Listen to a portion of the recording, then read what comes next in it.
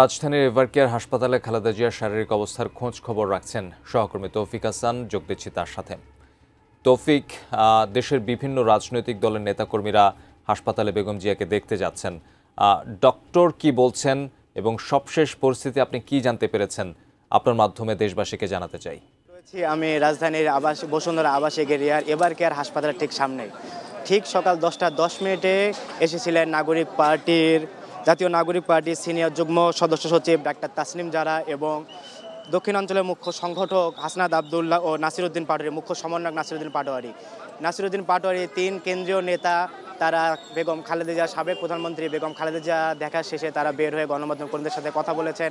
তারা জানিয়েছেন, ডাক্তার তাসনিম জারা বলেছেন, খালেদা জিয়ার অবস্থা জটিল এবং স্থিতিশীল আছে, চিকিৎসক এর নির্দেশনা অনুসরণ করতে পারছেন বলে জানিয়েছেন ডাক্তার তাসনিম জারা।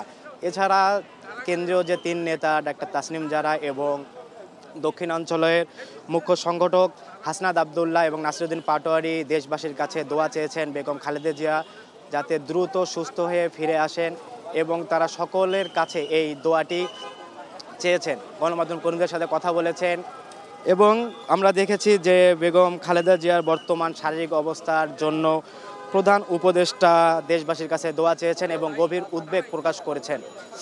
এবং আমার ঠিক পিছনে দেখতে পাচ্ছেন, এখানে বিএনপির সমর্থক নেতাকর্মীরা এখানে অবস্থান করছেন।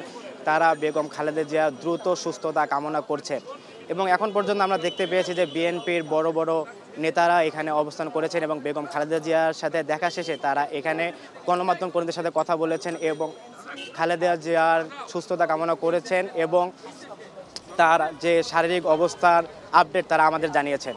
তো এই ছিল তারিখ এভারকেয়ার হাসপাতালের ঠিক সামনে থেকে নাগরিক পার্টি এবং অন্য নেতাকর্মীদের বেগম খালেদা জিয়া দেখতে আসার পর যা জানিয়েছেন তার সব শেষ।